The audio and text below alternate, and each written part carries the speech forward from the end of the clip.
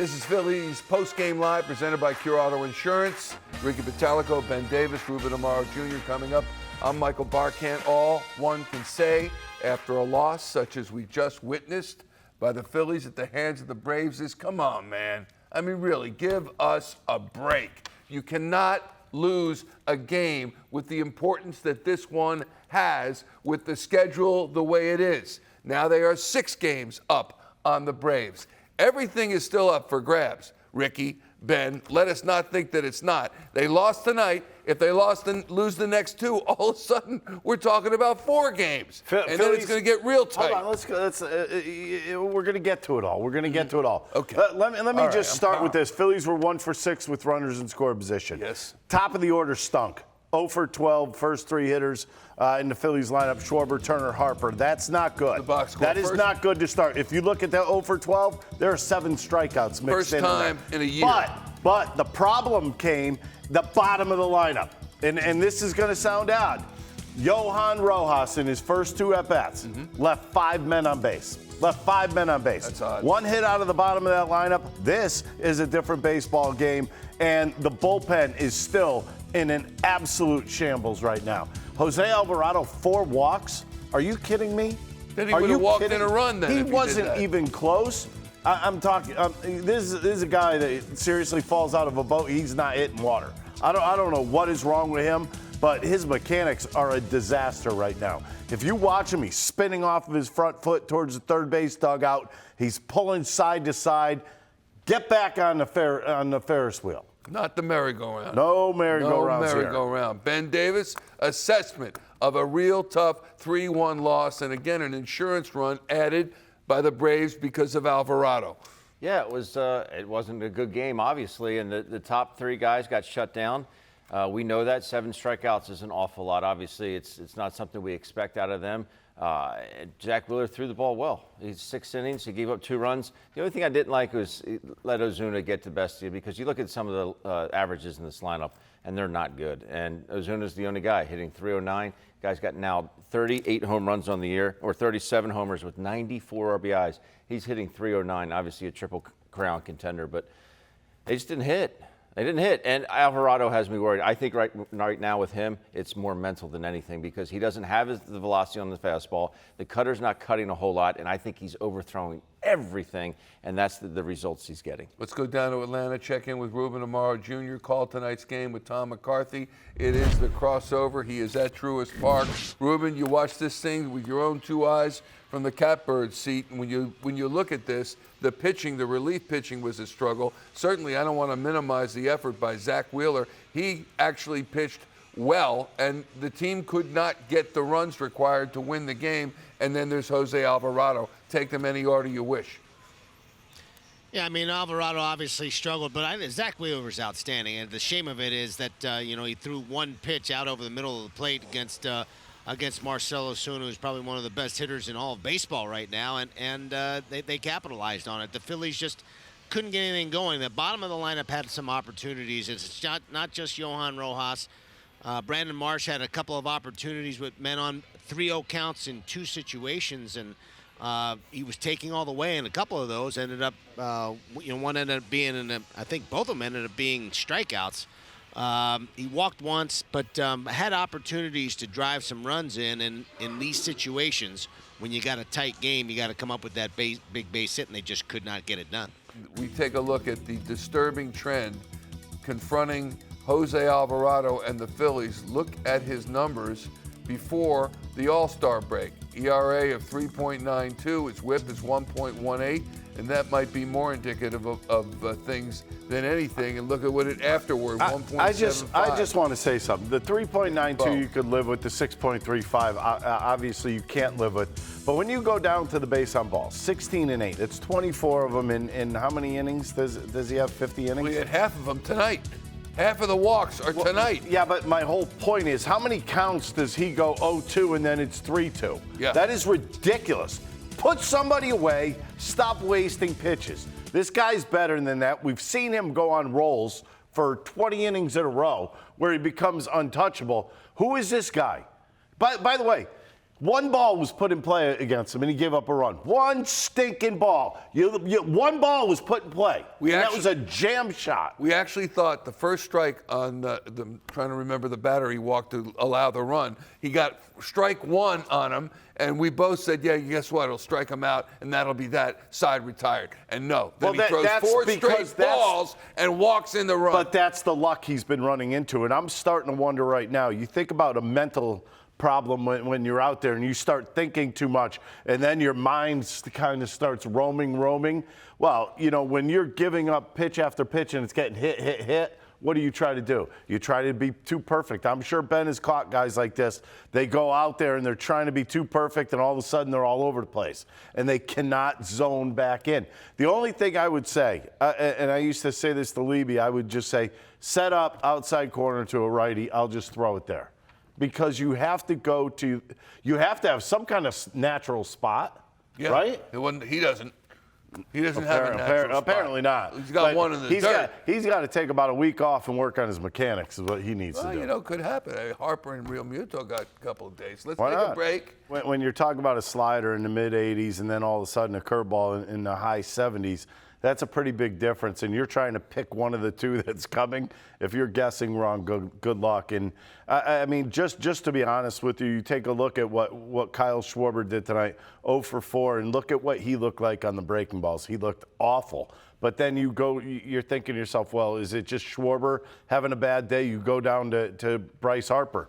Same thing. I mean, they weren't even close on the breaking pitches. Weren't even close. And Ben's probably, a good bit right in the sense that guys throwing 97 with a little quick movement, late movement, you better you either make a decision that you're going to cheat on that fastball, which kind of screws you in a hole for the breaking pitches. But hey, you got to do something. You got to try something, and what they tried didn't work. And the other thing is, you may say, well, the Phillies were 1 for 6 with runners in scoring position. Ricky, what were their numbers? Batting average against Lopez coming into today's ball game. .096. That's the batting average, .096. That was 83 at-bats. So guys get on base. This guy bears down like no other. That's something else. But I just thought they had Kyle Schwarber, Trey Turner, Bryce Harper, and Alec Bohm 1 through 5. I just thought that. It goes to show you that good pitching stops good hitting. It's the oldest cliche there is, but it's true. And now all of a sudden these games mean a lot more. I mean, if the Phillies would have won today, you'd be up 8 games. You'd be feeling pretty good about it. Yeah. Now all of a sudden it's 6, and then can panic set in at some point? Well, I know with you it would. Well, let's go to Rob Thomson right now, postgame. Lopez's first time back. Whew. Yeah, he was pretty good. Yeah. Fastball, he filled up the zone. Fastball was upper 90s. The slider was really good. He neutralized our left-handed hitters pretty well. So, did a nice job. And I thought Wheeler was really good too. I really did. I thought he had all the stuff going. His command was good. Witt flips the ball down the right field line. Took a kind of a bad hop off that wall, I think. But then, the only other bad pitch was the high fastball to Ozuna. And really wasn't all that bad a pitch. He put a really good swing on it. Kind of got on top of it.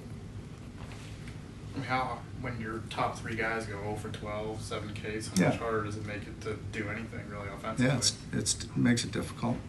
You know that they're going to hit at some point. It's just one of those nights. We got to come back here tomorrow and strap it on and get after it. And in the 8th inning there with Alvarado, after the 3rd walk of the inning that loads the bases, 30 pitches, why not get him out of there? Well, I'm trying to get him through at 1. And I think it's a tough spot to put Lazar in. So I'm trying to get as much confidence into Alvy as I possibly can. So I don't know whether. I'm just hoping he makes it out. Where do you think he's at right now? Well, he's got to throw strikes, and that's not happening right now. So the stuff is there. He's got to power through the zone. He's got to believe in his stuff and attack hitters. Is that what you're seeing with Kirkering too? I thought Kirk was a little bit better tonight. The fastball jumped up velocity. I think the 4 days helped him. The slider had a little bit better control and command to it. So hopefully we can build off of that a little bit. Talked before the game about the circumstance of coming in here with a division lead and playing this team. They did it with, kind of some replacement parts a couple of years ago and won the World Series. Mm-hmm. I mean, how much respect, I guess, does everyone have to have for the fact that they can still win games without some of their big guys? I have a lot of respect for the ball club. I really do. They come in and they compete. It doesn't matter who's on the field. It doesn't matter what spring training, regular season, or playoff game. They compete, and they do a good job with filling holes. So we gotta get after it. Do you expect them to pinch it there for Kelnick, just not maybe with Soler in the eighth? Yeah, Do you figure it's gonna be Duvall or Soler? I thought it was Duvall or Soler. Yeah. Okay. All right.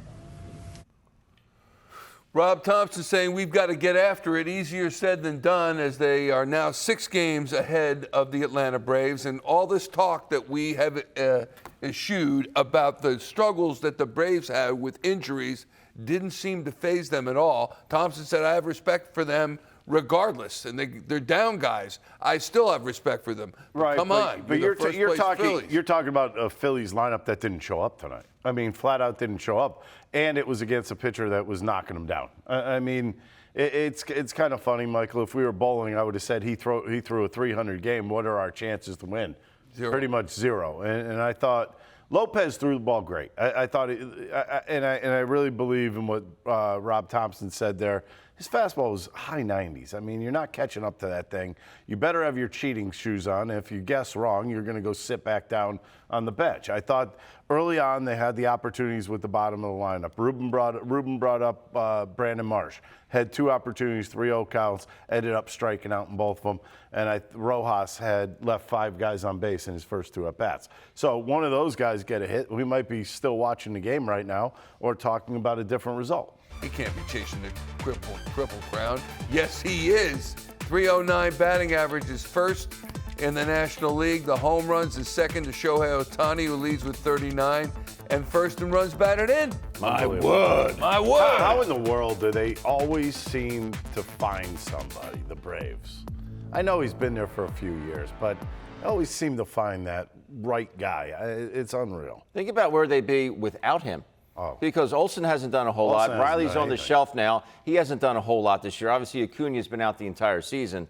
You go up and down this lineup, not a whole lot of guys with prolific offense this year other than Ozuna. And he's really been – Darno's had a decent year as well. But, without this guy, they might be towards the bottom of the National League East. Oh, yeah. How about Albies? They've had many guys hurt, and yet here they are right there with the Phillies. What's Bryce Harper have to say about this one tonight? Here he is in the clubhouse. He seemed to be based off the results he was getting. Yeah, I thought he threw well. I don't know if I've ever faced him in my career. If I have, it's probably super early on.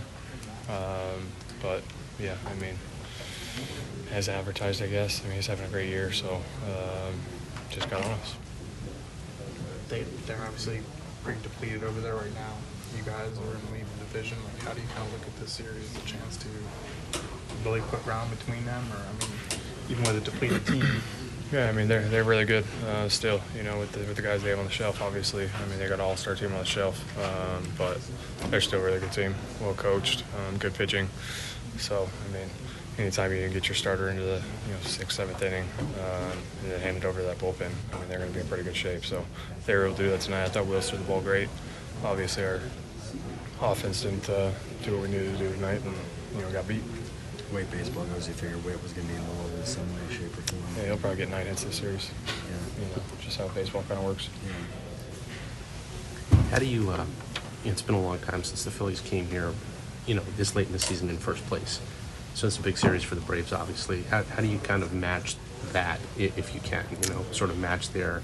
Should be a big series for us, too. Obviously, we got a long ways to go. Still got a month of baseball left, so we should come in here wanting to win games. It doesn't matter how far you are or anything like that. Obviously, you guys know what happened early in 07, so just got to keep going and keep doing our thing. I love what he said at the end. Hey, it should be a big series for us, too, as the question was, it's a pretty big series for Atlanta. They're trying to get closer to you in the division, and Harper said, should be a pretty big series for us as well. And he said, obviously, our offense didn't do it tonight. We got beat. And you know what's going to haunt the fans? You brought it up in the pregame shows, those those 22 games that they had against all those teams that were their winning teams. And what were they in that, 7-15? Yes. 7-15, and now you have a 13-game mini gauntlet that you're looking at right now, and you started Just off got tougher. 0-1. Yeah, things don't get easy for the Phillies, but somehow, some way, you got to pull up your pants and say, you know, it's time for us to be the big boys and have them be afraid of us. It doesn't matter if you win the division by 1 game, you still win the division. It's just when you look at the lead that they have had, and now all of a sudden it has shrunk once again to 6. It's still 6 games. It's I still mean, 6 games. 6 games. But okay. then you start to think about, again, there are a lot of games left, but you have the Dodgers